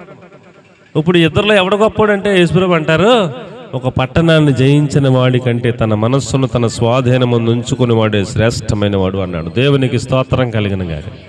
కాబట్టి ప్రియులారా, ఎంత గొప్పవాడైనా తన మనసును తన స్వాధీనంలో పెట్టుకోలేకపోతే ఎందుకు సార్ ఏమండి? 2 లక్షల జీతం అంటారు ఒక్కొక్కరికి ఏమండి. ఆడు ఎక్కడ పడిపోతాడు అడిగితే వెళ్దాం. 2 లక్షల జీతం, పెద్ద ఆఫీసరు. డ్యూటీలోకి వెళ్తే అందరూ గడగడగడగలు ఆడిపోతుంటారు. సాయంకాలం అయితే ఎక్కడ ఉంటాడో, ఏ ఇదిలో ఉంటాడో, ట్రైన్లో పడిపోతాడో లేకపోతే ఇంటికి వస్తాడో కూడా తెలిసి అవ్వదు. ఏంటి ఉపకారం ఏముంది, ఏంటి ఏం గౌరవం ఏముంది అతనికి, ఏమైనా ఉంటుందా ఏమండి? 2 లక్షల రూపాయలు నెల వచ్చినప్పటికి రూపాయి ఉండదు, మొత్తం అయిపోతాయి. కాబట్టి ప్రియులరా, నీవు ఎంత గొప్పవాడు అన్నది పాయింట్ కాదు, కానీ నీ మనస్సును నువ్వు స్వాధీనం ఉంచుకున్న స్థిరమైన మనస్సు కలిగిన వాడువా కాదా అన్నది చాలా ముఖ్యం. దేవుడు స్థిరమైన మనస్సు కలిగిన వారిని అంత ఎక్కువగా దేవుడు శ్రేష్టమైన వాళ్ళుగా తీర్పు తీరుస్తున్నాడని మీకు నేను మనవి చేస్తా ఉన్నాను. మొదటి పాయింట్ ఏంటి చెప్పండి అయ్యా? టైం ఎంత అయింది నాకు తెలుస్తలేదు. ఎవరన్నా చిన్న వాచ్ ఉంటే ఉండమ్మా. 12:26 అమ్మో. ఓకే ఒకసారి ఇవ్వండి, మరలా ఇచ్చేస్తానులే, నాకేం వద్దు. కానీ మీ వాచ్ మీకు ఇచ్చేస్తానులే, నాకు వద్దులే. రైట్, ఓకేనా? మంచిది. మొదటి పాయింట్ ఏంటి చెప్పండి? అనేకులు రక్షింపబడినట్లుగా ఏం చేయాలి? నూతన కీర్తనలను పాడటానికే ఒక తీర్మానం చేసుకుందాం, ప్రార్థన చేసుకుందాం. రెండవది ఏంటండి? మనసు అడియాసలు కలిగి మన మాట వినకుండా అలాంటి మనసు కాకుండా దావీదు గారు ప్రార్థన చేసినట్లుగా స్థిరమైన మనస్సు నూతనముగా నాలో పుట్టించి ప్రభు అని ప్రార్థన చేసుకుందాం. తర్వాత దావీదు గారు చచ్చిపోయేదాకా పాపం చేశాడా? బైబిల్లో రాసిందా? దావీదు గురించి దేవుడు సాక్ష్యం చెబుతూ అంటాడు ఒకే ఒక్క మాట, బత్షెబా విషయంలో తప్ప. ఏమంటాడండి? బత్షెబా విషయంలో తప్ప దావీదులో నేను ఇంకా ఎప్పుడు ఎటువంటి పాపమును కనుగొనలేదు. అంత ఖచ్చితంగా కరెక్ట్గా బతికాడు. ఒక్కసారి తప్పు చేశాడు, మరలా తప్పు చేయలా. అలాగ స్థిరమైన మనస్సు దేవుడు ఆయనకి ఇచ్చాడు. దేవునికి స్తోత్రం కలిగిన గాక. నీవు కూడా ప్రార్థన చేస్తే నీకు కూడా ఇస్తాడు స్థిరమైన మనస్సు. మరి నేను చూడకుండా ఉండలేకపోతున్నానండి ఆ సీరియల్, ఉంటావు చూడకుండా ఉంటావు. నేను తాకుండా ఉండలేకపోతున్నాను, ఉంటావు తాకుండా ఉంటావు. నేను సిగరెట్ లాగేస్తుందండి, సిగరెట్ మీదకి వెళ్ళకుండా నిన్ను స్థిరపరుస్తాడు దేవుడు, ఉంటావు తాకుండా ఉంటావు. నేను ఆ పక్కకి వెళ్ళకుండా ఉండలేకపోతున్నాను, అలవాటు అయిపోయిందంటే మనసు లాగేస్తున్నాను, లాగదు నీకు, ఆ పక్కకి వెళ్ళవు. అగస్టిన్ అనేటువంటి ఒక సహోదరుడు అన్ని రకాల అలవాట్లు చేసుకున్నాడు అండి. పిల్లవాళ్ళది ఇంకా వాళ్ళ అమ్మేమో ఒక్కతే, వాళ్ళ నాన్న లేడు. వాళ్ళ అమ్మ ముసలావిడ అయిపోయింది. ఆవిడ ఆ ఇంట్లో పని ఈ ఇంట్లో పని ఆ ఇంట్లో పని చేసి డబ్బులు పంపించి చదువుకోమని పంపించింది పట్టణం. మనోడు పట్టణంలో శుభ్రంగా తాగుతా తిరుగుతా అండి ఆ ఇష్టం వచ్చినట్టుగా ఇష్టానుసారంగా జీవిస్తాడు, కాలేజీకి వెళ్ళకుండా. ఆవిడేమో ఆ ఇంటికాడ పని చేసి డబ్బులు పంపించి రాత్రి అంతా కన్నీళ్లతో ప్రార్థన చేస్తుంది, ప్రభు నా బిడ్డ రక్షించు ప్రభు అని ఎడుతుంది ఆవిడ ఇంటికాడ. మనవాడు తిరిగిన కాడ తిరిగాడు. ఒక రోజునే ఆవిడ ప్రార్థన ఫలించి తాగేసి ఉన్నాడు. వెళ్తుంటే అక్కడ మీటింగ్ జరుగుతుంటే వెళ్ళి కూర్చున్నాడంట. కూర్చుంటే ఆ సేవకుడు ఈ గురించి చెప్తున్నాడంట ఏదో తెలిసినట్టు. నువ్వు తాగుతున్నావు తిరుగుతున్నావు, నీ తల్లి దుఃఖాన్ని నువ్వు చూడట్లేదా, నువ్వు ఇప్పుడు ఈ శిలను చచ్చిపోతే నరకం పోతావు మొదలెట్టి రేవెట్టేసాడంట. రేవెట్టయితే నా కోసమే చెప్తున్నాను, రాయొచ్చి కొట్టేద్దామని చెప్పి రాళ్ళు తీసుకుని పక్కన పెట్టుకున్నాడంట. చెప్పి ఆయన ముగించి ప్రార్థనలు నడిపించిన తర్వాత పరిశుద్ధాత్మ దేవుడు అతని మీదకి అతడు కన్నీళ్ళు గర్చి రోదన చేసి ఏడుతున్నాడంట, గంటలు ఏడుతున్నాడంట. ప్రార్థన అయిపోయింది, అందరూ వెళ్ళిపోరు. మనోడు ఒక్కడే ఉన్నాడు, పాస్టర్ గారు ఉన్నాడు, ఇద్దరే ఉన్నారు. ఆమెనని కళ్ళు తెరిచి చూస్తే ఎదురుకుండా పాస్టర్ గారు ఉన్నాడు, ఎవరో లేరు, మొత్తం మీటింగ్ అంతా ఖాళీ. నాన్న దేవుడు నిన్ను దర్శించాడు, నిన్ను రక్షించాడు, నీ పాపాలను ఒప్పుకున్నావు, నీవు ప్రతి వారం మందిరానికి రా, నిన్ను ఇంకా దేవుడు బలపరుస్తాడు, గొప్ప స్థాయిలో నేను నిలబెడతాడని చెప్పేసి బలపరిచి పంపించాడంట. ఆ దారంటే వెళ్ళిపోతుంటే మనోడు ఆ దారిలో వస్తాడు కదా, ఇంకా రాలేదంటే మనోడని ఒక ఆవిడ చూస్తుందంట ఇంటికాడ గుమ్మం కాడ నుంచొని. ఈయన నడిచి వెళ్తాం చూసిందంట. చూసి అగస్టిన్ అగస్టిన్ అని పిలుతుందంట. ఆయనకి వినపడినట్టు వెళ్ళిపోతుంటే ఈవిడ ఇంకా పెద్దగా అరుతుంటే ఆగి వెనక్కి తిరిగి, అమ్మా అగస్టిన్ చచ్చిపోడమ్మా అన్నాడంట. ఏమన్నాడంట? అగస్టిన్ చచ్చిపోడాడంట. నువ్వే కదా అగస్టిన్ చచ్చిపోతామని అడిగిందంట ఆవిడ. అగస్టిన్ చచ్చిపోడమ్మా, ఈ అగస్టిన్ ఏరమ్మా అని చెప్పాడంట. ఇంకా రాడు ఈ అగస్టిన్, రాడు నీ దగ్గరికి. ఆ అగస్టిన్ చచ్చిపోడు, మర్చిపో, ఈ అగస్టిన్ వేరే మారిపోడు అగస్టిన్ అని చెప్పి వెళ్ళిపోడంట. మరలా ఆ రోడ్డు వైపుకి మరలా ఎప్పుడూ రాలేదంట. దేవుడు స్థిరమైన మనసు ఇస్తాడు. ఎవడా ఇస్తాడు. నూతనముగా పుట్టిస్తాడు. ప్రార్థన చేయండి, ఎటువంటి అద్భుతమైన కార్యమైన చేస్తాడు. దేవునికి స్తోత్రం కలుగును గాక. చాలామంది దుఃఖంతో, వేదనతో తమ భర్తల విషయమై ఎంతో దుఃఖపడిపోతూ ఉంటారు. ప్రార్థన చేయండి, నీ భర్తకి స్థిరమైన మనస్సు దేవుడు నూతనంగా పుట్టిస్తాడు. దేవునికి స్తోత్రం కలుగును గాక. హల్లెలూయా. మొదటి పాయింట్ ఏంటి చెప్పండి, టైం అయిపోతుంది నాకు. కొత్త కీర్తనలు పాడదాం. నెంబర్ 2, స్థిరమైన మనస్సు నూతనముగా పుట్టించమని ప్రార్థన చేసుకుందాం. నెంబర్ 3 ఏమండి, నూతన బలము పొందుకుందాం. ఈ సంవత్సరంలో ఏం పొందుకుందాం? నూతనమైన బలమును పొందుకుందాం. చూడండి, యెషయా గ్రంథము 40వ అధ్యాయం 31వ వచనం. యెషయా గ్రంథము 40వ అధ్యాయము 31వ వచనం. యెహోవా కొరకు ఎదురు చూసేవారు నూతన బలమును పొందుతారు. వారు పక్షిరాజు వలె రెక్కలు చాపి పైకి ఎగురుతారు, అలయక పరిగెత్తుతారు, సొమ్మసిల్లక నడిచిపోదురు అంటాడు. దేవునికి బిగ్గరగా ఒక మంచి స్తోత్రం చెప్పండి. హల్లెలూయా. ఈ సంవత్సరం ప్రియులారా, మనకు దేవుడు ఇస్తున్న వాగ్దానం, నూతన బలము మనకిస్తాడంట. దేవునికి మహిమ కలుగును గాక. హల్లెలూయా. ఎలవాయి బాబు మాకు ఆకలేస్తుంది అన్నట్టుగా మీరు స్తోత్రం కూడా చెప్పట్లా, అలా సైలెంట్గా ఉన్నారు. గట్టిగా ఒక స్తోత్రం చెప్పండి, ఇంకా గట్టిగా చెప్పండి. అసలు సప్పగా ఉంది. గట్టిగా చెప్పండి, ఇంకా గట్టిగా చెప్పండి. పంజాబీ హల్లెలూయా ఒకటి ఉందంట. ఏమండి? హల్లెలూయా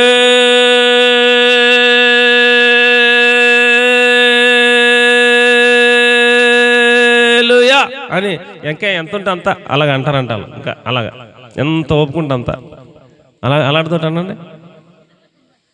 అనండి. దేవుడు దీవెంతాడు అనండి అమ్మా.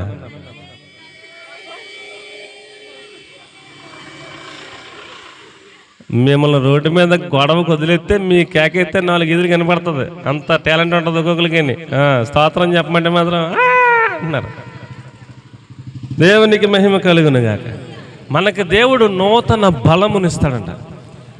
హల్లెలూయా. అలా చెప్తే మనకు ఆశీర్వాదం. చెప్పండి, అలాగ ట్రై చేయండి. ఎక్కువగా దేవుని స్తుతించడానికి ప్రయత్నం చేయండి. నూతన బలము ఇస్తాడంట. ఏమిస్తాడంట చెప్పండి? నూతన బలం ఇస్తాడంట. పక్షిరాజు, ఏమండి? పక్షిరాజు అంటే గెద్ద. ఆ గెద్ద ముసలిదైపోద్దంట. ఏమైపోద్దండి? ముసలిదైపోద్దంట. ఇంకా దానికి వయసు అయిపోయిందని దానికి అర్థమవుతుంది.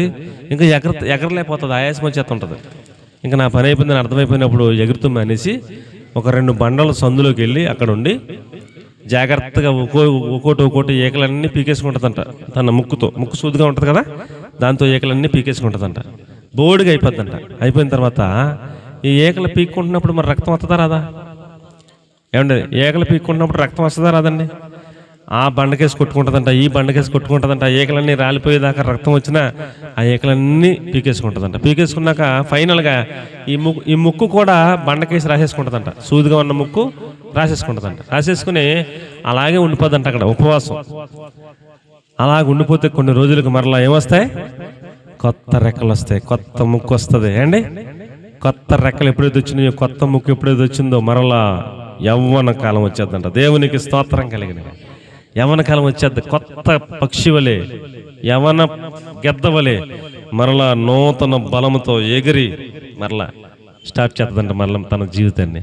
అలాగున ఒక చచ్చిపోయే స్థితిలో ఉన్నటువంటి గెద్ద మరలా యవ్వన గెద్దగా మారిపోవడానికి కొన్ని రోజులు తిండి మానేస్తుంది, కొన్ని రోజులు ఉపవాసం ఉంటుంది, కొన్ని రోజులు తనకున్న ఏకలన్నీ పీకేసుకుని మొత్తం బోడిగా అయిపోయి మరలా కొత్త ఆకారం వచ్చేదాకా వెయిట్ చేస్తుంది.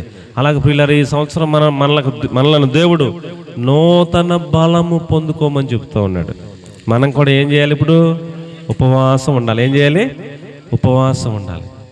కడుపు మార్చుకుని గదిలోకి వెళ్ళిపోయి ఒకరోజు ఉంటారో, వారానికి ఒక పూట ఉంటారో, ఏమంటే నెలకు ఒక రోజు ఉంటారో, ఎలాగ ఉంటారో ఒక తీర్మానం చేసుకుని ఉపవాస ప్రార్థనలో ఉండి ఏమండి ఆయన సన్నిధిలో ఉంటే బయటకు వచ్చేప్పటికి ఎలాగైపోతామంట?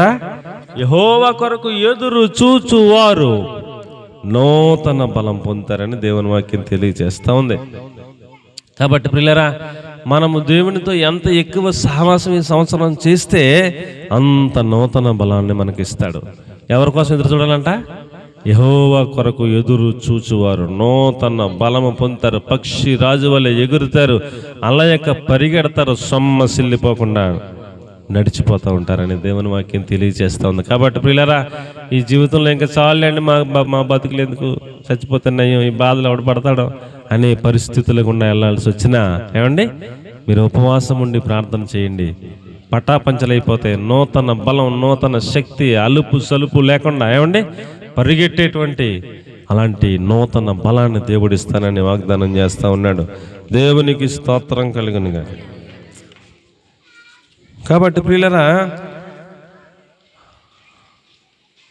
మనం జాగ్రత్తగా ఆలోచన చేస్తే మొదటిది నూతన కీర్తన గురించి చెప్తున్నాడు, అనేకుల రక్షణార్థం. రెండవది నూతన మనస్సు, స్థిరమైన మనస్సుని ఇస్తానని చెప్తున్నాడు.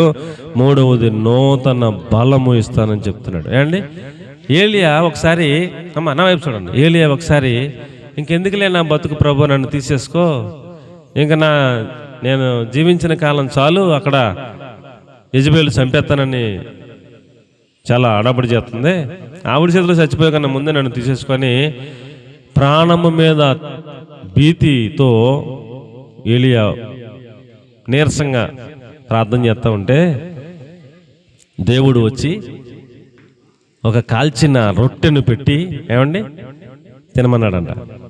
లేపి, నిద్రపోయి ఉండి లేపి తినమంటే తిన్నాడంట ఏలియా. మళ్ళీ పడుకున్నాడంట, మళ్ళీ లేపి మళ్ళీ ఇంకో రొట్టె ఇచ్చాడంట దేవుడు.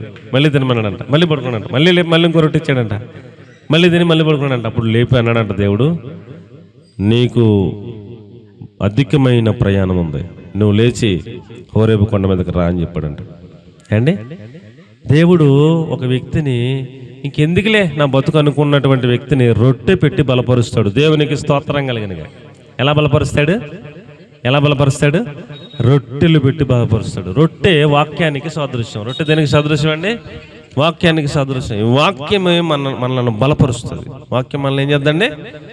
బలపరుస్తుంది. నీ వాక్యము నన్ను బలపరుస్తుంది, నాకు నెమ్మది కలిగిస్తుంది, నన్ను బతికిస్తుంది అంటూ బోల్డ్ అనే మాటలు చెప్తాడు వాక్యం గురించి. కాబట్టి ప్రియులారా, నీరసంలో ఉన్న వ్యక్తి, ఇంకా అయిపోయింది నా పని అనుకున్న వ్యక్తి వాక్యం తీసి అలా చదవగానే అండి ఒక మాట నిన్ను బలపరుస్తుంది, 1000 ఏనుగులు బలం నీకు వచ్చేటట్లుగా చేస్తుంది. అలాంటి వాక్యాన్ని ఏ రోజుకు ఆ రోజే చదవాలి. దేవునికి అలా చదువుతామన్న వాళ్ళు స్తోత్రం చెప్పచ్చు కదా. ఏ రోజుకు ఆ రోజు ఏం చేయాలి? వాక్యాన్ని చదవాలి. మనం ఉదయాన్నే టిఫిన్ చేయకపోతే తెలంగాణ నీరసం వచ్చేద్దాం, మధ్యాహ్నం కదా భోజనం చేయకపోతే తెలంగాణ నీరసం వచ్చేద్దాం. ఏ రోజు వాక్యం ఆ రోజు చదువుకోకపోతే ఆత్మ బలహీనం అయిపోతాయి. ఆత్మ బలం కావాలంటే ఏం తినాలి? రోజు వాక్యాన్ని ద్వారా మనం ఆత్మను బలపరుచుకోవాలి. అలాగున మనం వాక్యం ద్వారా బలం పొందాలి అండి. ఇంకా బలం ఎలాగొచ్చిందంటే, నాజీరుగా ఉంటే బలం వచ్చింది. సంసారానికి ఎలాగొచ్చిందండి? చిన్నప్పటి నుంచి మంగళగా తేయకుండా నాజీరుగా ఉంటే, ద్రాక్షరసం తాకుండా పరిశుద్ధంగా ఉంటే బలం వచ్చింది. అలాగే మనకు కూడా దేవుడు పరిశుద్ధంగా ఉంటే, ఆయన కొరకు ప్రతిష్ఠించుకుంటే బలాన్ని ఇస్తాడు. ఇంకా బలం గురించిన సబ్జెక్ట్ ఏరే ఉంది, అది ఇప్పుడు చెప్తే పని అవదు. కాబట్టి మనకి ఆయన నూతన బలమునిస్తాడు. ఏం బలాన్ని ఇస్తాడు చెప్పండి? నూతన బలాన్ని ఇస్తాడు. మరి నిన్న 2 అధ్యాయాలు చదివేసుకున్నామండి. మరి ఇవాళ ఆ బలం సరిపోతుందంటే చాలు, ఇవాళ మళ్ళీ ప్రత్యేకంగా చదువుకోవాలి. ఏ రోజుకో రోజు తిన్నట్టే ఏ రోజుకో రోజే వాక్యము ద్వారా బలమును, ఏ రోజుకో రోజే నూతనమైన బలాన్ని తెచ్చుకోవాలి. దేవునికి స్తోత్రం చెప్పండి. హల్లెలూయా. ఏ రోజుకో రోజు ఏం తెచ్చుకోవాలి చెప్పండి? నూతనమైన బలాన్ని తెచ్చుకోవాలి. ఒక చెట్టులో ఒక కొమ్మ ఉందనుకోండి, ఈ చెట్టులో నుంచి జీవము ఆ కొమ్మలోకి వస్తే ఆ కొమ్మ కూడా పళ్ళు కాస్తాయి కదా అండి. అమ్మా నా వైపు చూడండి. నిన్న నాలోకి జీవం వచ్చింది కదా అని ఇవాళ ఈ కొమ్మ ఆ చెట్టులో నుంచి వేరైపోయింది అనుకోండి, అంటే కట్ అయిపోయింది అనుకోండి, అప్పుడు జీవం వస్తుందా? బలం వస్తుందా? ఏమండి కాయలు కాస్తాయా? సెపరేట్ అండి కాయు. నాలో కూడా జీవం ఉంది, నేను ఆల్రెడీ కాస్తున్నాను కాయలు అని కొంచెం నీతోనే ఉండక్కర్లేదు, నేను పక్కకి వెళ్తానని అంటే అయిపోయింది ఇంకా అక్కడతో. ఒక రోజు పచ్చకుంటుంది, రెండో రోజుని ఎండిపోతే, మూడో రోజుకి ఫలాలను ఏమన్నా పొయ్యిలో వేసేస్తాం, అయిపోయింది చాప్టర్. నీవు జీవమునిచ్చేటువంటి ఆ ప్రభువుతో ఎల్లప్పుడూ ఎలా ఉండాలి? కనెక్ట్ అయి ఉండాలి. ఏ రోజు జీవం ఆ రోజు నీ లోపలికి వస్తు ఉండాలి. అవునా కదా? అవునా కదా? చెప్పండి. ఏ రోజు బలం ఆ రోజే మనం నూతనముగా సంపాదించుకోవాలి. అవునా కదా? చెప్పండి అమ్మా. కాబట్టి మనం ఏ రోజుకు ఆ రోజే వాక్యం ద్వారా బలం పొందాలి. ఏ రోజుకు ఆ రోజే ఆయన మనలను బలపరిచేటట్లుగా మనము ప్రార్థన చేసుకోవాలి. దేవునికి స్తోత్రం కలుగునుగాక. 4వ మాట ఏమిటనగా, అందునమ్మా, నూతనమైన బుద్ధిని ఇస్తాడంట. ఏమిస్తాడంట చెప్పండి? నూతనమైన హృదయం, నూతనమైన బుద్ధి. ఏమండి ఏమిస్తాడంట చెప్పండి? నూతనమైన హృదయం, నూతనమైన బుద్ధి. చూడండి, యెహెజ్కేలు గ్రంథం 18:31. ఇలా వచ్చామ్మా, మెల్లగొచ్చాడు, మెల్లగొచ్చాడు. పర్లేదు, కూర్చోండి. వెనక్కి వెళ్తారా? ఓకే ఓకే ఓకే, అలా చేయండి. ఓకే. యెహెజ్కేలు గ్రంథం 18:31. విడిచి నూతన హృదయం, నూతన బుద్ధి తెచ్చుకోండి అంటున్నాడు. ఎక్కడి నుంచి తెచ్చుకోవాలా? ఎక్కడి నుంచి తెచ్చుకోవాలంటే అండి, అక్రమ క్రియలను విడిచిపెడితే దేవుడు ఇస్తానంటున్నాడు. ఏమిస్తాడంట? నూతన హృదయం, నూతన బుద్ధి ఇస్తానంటున్నాడు. దేవునికి దగ్గరగా ఒక మంచి స్తోత్రం చెప్పండి. హల్లెలూయా. కాబట్టి ప్రియులరా, నూతన హృదయం, మన హృదయం ఏమండి, పాపముల చేత, అపరాధముల చేత మన హృదయం నిండిపోయింది. చెత్త చెదారంతో మన హృదయం నిండిపోయింది. హృదయంలో నుంచి వస్తాయంట. ఏమొస్తాయంట చెప్పండి అమ్మా? హృదయంలో నుంచి ఏమొస్తాయంటండి? హృదయంలో నుంచి అసూయలు, మత్తతలు, కపటము, ఏమండి, విరోధం, ఇంకా బోలని చెప్పాడు. 13, 14 చెప్పాడు. లిస్ట్ ఇచ్చాడు, పెద్ద లిస్ట్. వ్యభిచారములు, దొంగతనములు, నరహత్యలు, ఏమండి, మత్సరములు, ఇంకా ఇలాగ పెద్ద లిస్ట్ చెప్పుకొచ్చాడు. అసూయ, క్రోధం, కపటం, ఇవన్నీ చెప్పుకుంటూ వచ్చాడు. వేషధారణ, అల్లరితో కూడిన ఆటపాటలు, ఇవన్నీ హృదయంలోంచి బయటకు వచ్చి మనిషిని అపవిత్రం చేస్తాయి అన్నాడు. ఇవన్నీ హృదయంలో ఉంటాయంట. ఇవన్నీ హృదయంలోనే ఉన్నాయి కదా. ప్రభువా, ఈ హృదయాన్ని తీసేసి, ఈ రాయి లాంటి హృదయాన్ని తీసేసి, ఎంత వాక్యం చెప్పినా హృదయం స్పందించలేదు, హృదయం స్పందించలేదు. అప్పుడు మనం ఏం ప్రార్థన చేయాలి? ప్రభువా, ఈ రాతి హృదయాన్ని తీసేసి, ఏం హృదయం పెట్టి ప్రభువా? మాంసము కలిగిన, రక్తముతో ఉన్నటువంటి మాంసము కలిగిన హృదయాన్ని ఇస్తాను అని చెప్తున్నాడు. నూతన హృదయాన్ని ఇస్తానని చెప్తున్నాడు. ఈ పాపముతో నిండిన చెత్త హృదయాన్ని తీసేసి నూతన హృదయాన్ని ఈ ప్రభువా నాకని ప్రార్థన చేసుకుందాం ఈ సంవత్సరం. దేవునికి స్తోత్రం కలుగును గాక. మనం ప్రార్థన చేసుకున్న దాన్ని బట్టే ప్రభు మనకి ఇస్తూ ఉంటాడు. కాబట్టి మనం ఏం ప్రార్థన చేసుకోవాలో తెలవాలి. నూతన పాటలతో ఆయనను స్తుతించి అనేకులను రక్షించడానికి ప్రయాసపడాలి. స్థిరమైన మనస్సు మనం పొందుకోవడం కోసం నూతనముగా స్థిరమైన మనస్సుని మనం ప్రార్థన చేసుకోవాలి. నూతన బలం కోసం ఎప్పుడు వాక్యం చదువుకుంటూ నూతన బలాన్ని సంపాదించుకుంటూ ఉండాలి. తర్వాత ఏమండి, నూతన హృదయం కోసం ప్రార్థన చేసుకోవాలి.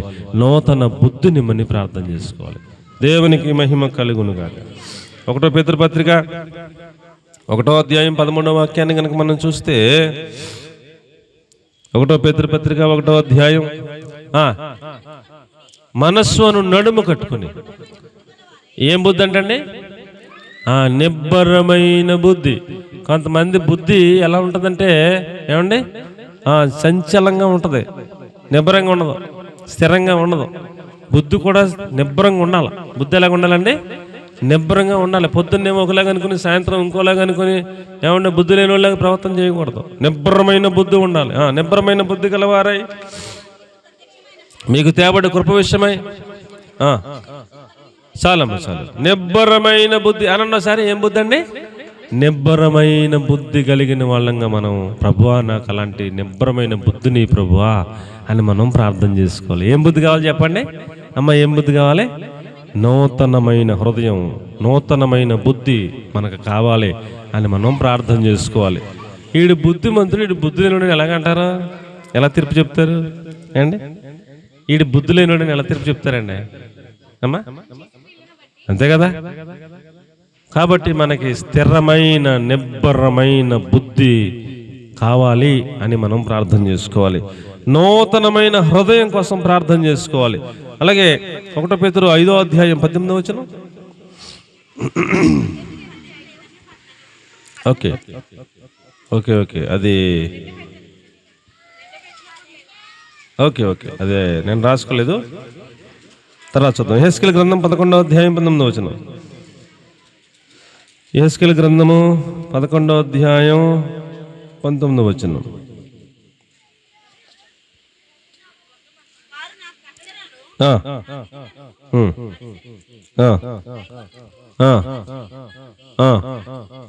రాతి గుండెను తీసివేసి వారికి మాంసపు గుండెనిచ్చి వారికి ఏక మనసు కలుగజేసి వారి యందు నూతనమైన ఆత్మను పుట్టిస్తాను అన్నాడు. దేవునికి బిగ్గరగా ఒక మంచి స్తోత్రం చెప్పండి. నూతనమైన ఆత్మ, ఏక మనస్సు అండి. కుటుంబంలో ఏముండాలి? ఏకాత్మ ఉండాలి. సంఘంలో ఏముండాలి? ఏకాత్మ ఉండాలి. భర్త చెప్పిన మాట మీద ఇంట్లో అందరూ ఏకమైన మనస్సు కలిగి ఉండాలి. భర్తోడు చెప్తే, భార్య కూడా చెప్తే, పిల్లోడు చెప్తే ఎలా ఉంటుంది ఇల్లు అండ్ ఎలా ఉంటుందండి? చిందరబందరగా ఉంటుంది. ఏక మనస్సు అనేది చాలా ప్రాముఖ్యం. ఏకమైన బుద్ధి అనేది చాలా ప్రాముఖ్యం. ప్రభువా అలాంటి మనస్సును మాకు ఈ ప్రభువా, ఒక నూతన ఆత్మను మాకు ఈ ప్రభు అని మనం ప్రార్థన చేసుకోవాలి. అర్థమైన వాళ్ళందరూ దేవునికి స్తోత్రం చెప్పండి. హల్లెలూయా హల్లెలూయా. తీతు పత్రిక 3వ అధ్యాయం 5వ వచనంలో కూడా నూతన స్వభావం గురించి చెప్తాడు. రాతి గుండె గురించి తీసేస్తానని చెప్తాడు. కొలస్సీ 3:10లో కూడా చెప్తాడు. పునర్జన్మ సంబంధమైన స్నానము ద్వారాను నూతన స్వభావం అంటాడు. అమ్మ ఏం స్వభావం? నూతనమైన బుద్ధి కోసం ప్రార్థన చేసుకోవాలి. నూతన స్వభావం కోసం ప్రార్థన చేసుకోవాలి. ఏమండి? నూతన స్వభావం మనకు రావాలని ప్రార్థన చేసుకుందాం. ఎన్ని మాటలు చెప్పాను అమ్మ? ఎన్ని మాటలు చెప్పాను? ఒకసారి చెప్పండి. కొత్త కీర్తన,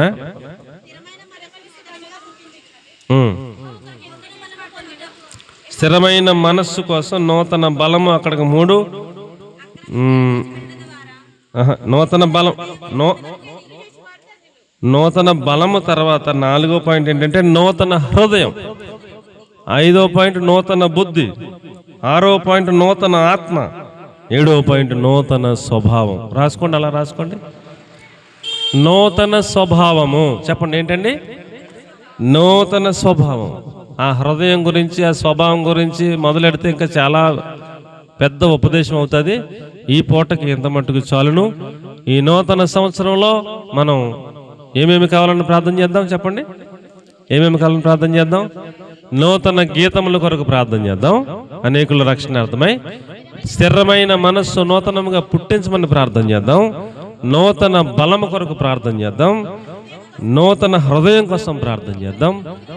నూతన బుద్ధి కోసం ప్రార్థన చేద్దాం. నూతన ఆత్మ కోసం ప్రార్థన చేద్దాం. నూతన స్వభావం కోసం ప్రార్థన చేద్దాం. ఏమండి? నూతన ఆత్మ. ఆత్మ ఎప్పటికప్పుడే నూతనమైన అభిషేకాన్ని పొందుకుంటూ ఉండాలి. దేవునికి స్తోత్రం కలుగును గాక. బుడ్డులో తైలం ద్వారా అభిషేకం చేశారు కొంతమందికి, కొమ్ములో తైలం ద్వారా కొంతమందికి అభిషేకం చేశారు. ఏమండి? ఆ అభిషేకంలో కూడా తేడాలు ఉన్నాయి. నూతనమైన అభిషేకం, కొత్త అభిషేకం. ఏమండి? అభిషేకాల్లో కూడా తేడాలు ఉన్నాయి. కాబట్టి అలాగున మనం నూతనమైనటువంటి అభిషేకమును పొందుకున్న వాళ్ళమై, నూతనమైనటువంటి ఆ యొక్క స్వభావమును సంపాదించుకున్న వాళ్ళమై ఈ సంవత్సరం అంతా మనము జీవించినట్లుగా అలాంటి నూతనమైన కార్యములు సంవత్సరములు జరుగుతుండగా మన లోపల దేవుడు జరిగించునుగాక. ఆమేన్. అందరూ మోకరించి చిన్న ప్రార్థన చేసుకుందాం.